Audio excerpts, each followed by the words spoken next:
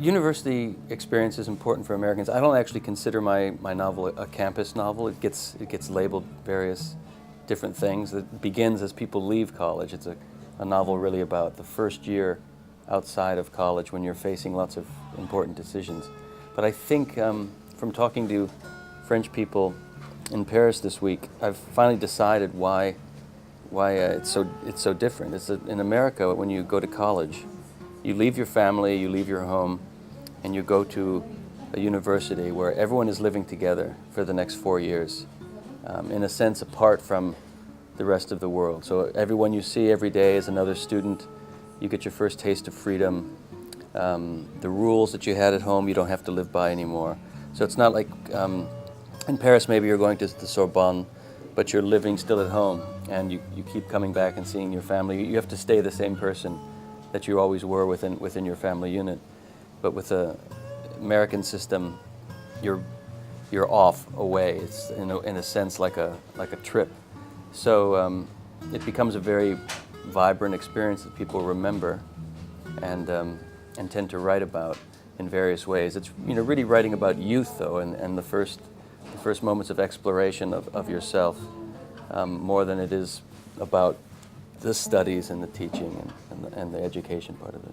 Well, I don't know. If you want to understand love, I'm not sure what the best course of study would be. I think you might learn more at the bar here than you would by taking a literature course. But what I was trying to investigate with this novel was, how do we get our conception of love? Why in a sense do we believe in love? And why do we often try to find the other person to fall in love with and get married? And a lot of those ideas come to us through literature. They come to us through the romantic novels of Jane Austen, and then of course those gave rise to lots of romantic movies that also, when you're very young, you watch them and you participate in the idea, in the story, and you think this may happen to me someday. So as we walk down the streets of Paris, Americans come to Paris all the time to fall in love or to be on their honeymoon. So we get these romantic notions from culture, and they have real effect on our lives. It's not just an idle dream. It's a real passion and a real way of shaping our own lives. So that's what this book is about. Not so much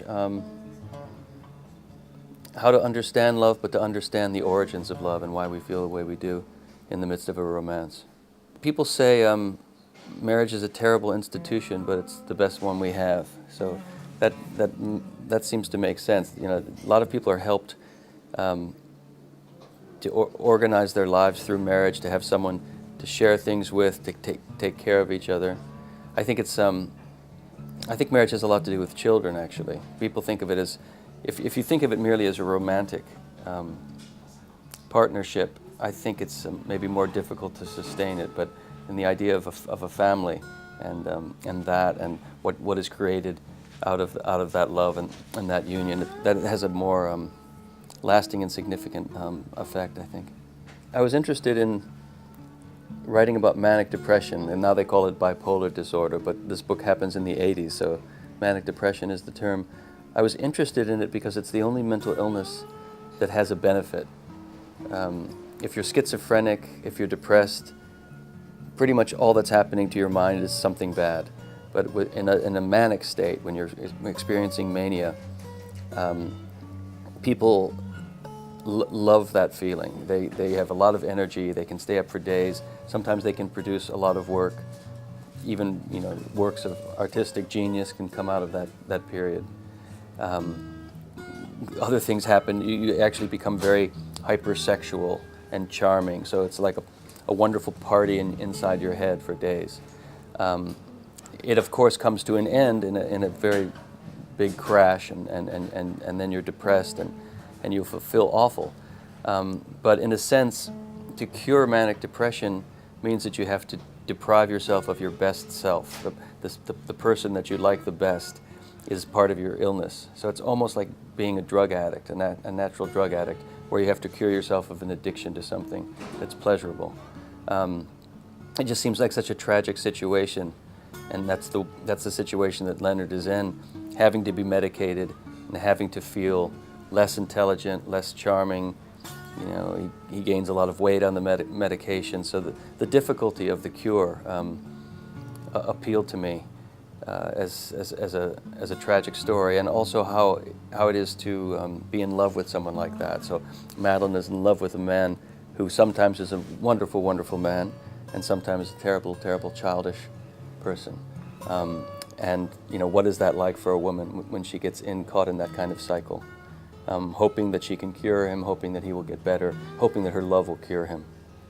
For all those reasons, I saw a lot of dramatic possibilities in that scenario.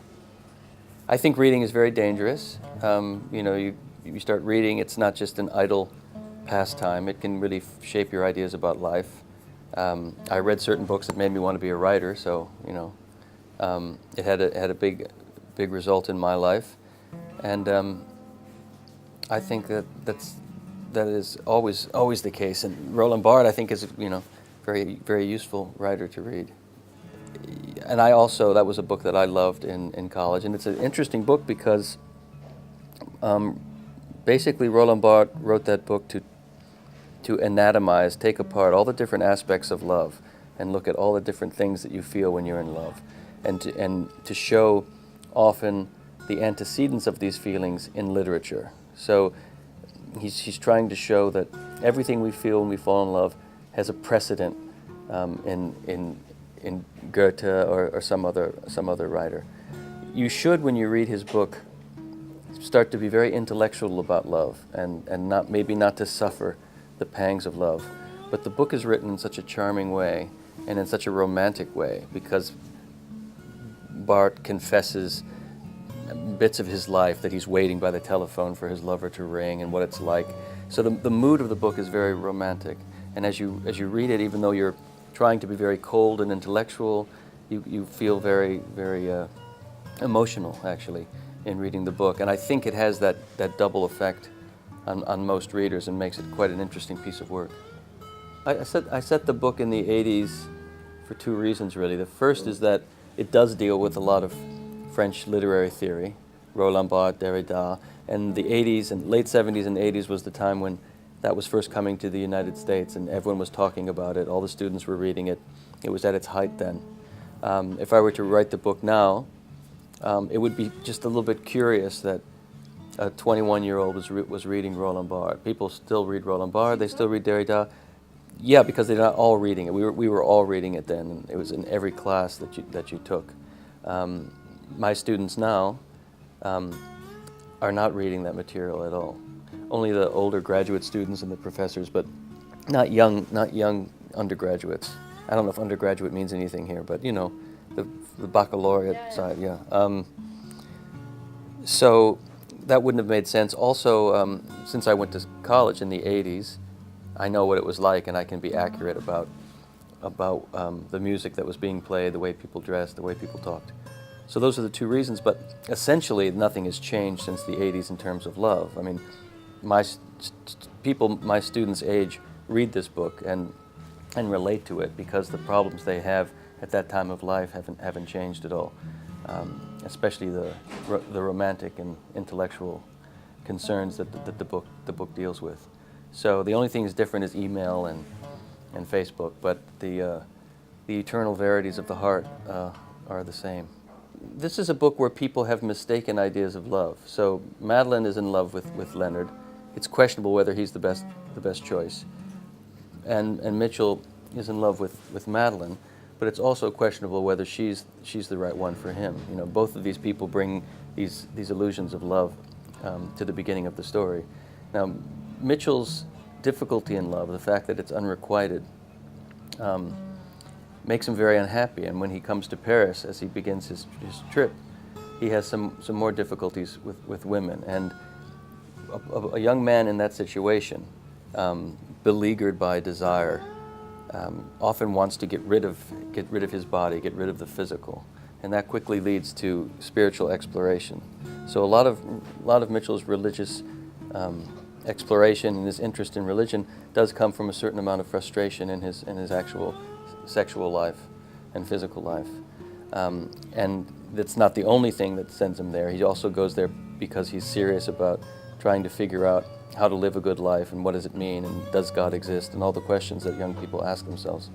So as he finally makes his trip and goes to India and works with Mother Teresa and tries to be a saint, really tries to see what the limits of his goodness are, he finds that he's not particularly as saintly as he might have hoped. And he has a sort of defeat in India. But by the end of the book, he and Leonard discuss this idea of how should religion and how should mystical experience affect us.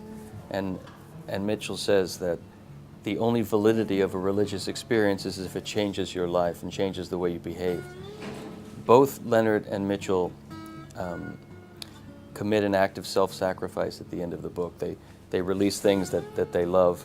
And so I think at the end of the book, Mitchell ends up, number one, having a better idea of who he should be in love with, but also having, for the first time, demonstrated an act that is not selfish, because a lot of the rest of the book he is quite selfish. So it's a book about young people. You don't see the rest of their lives or what happens, but I think you can kind of see the trajectory of where Mitchell's headed by the end of the book.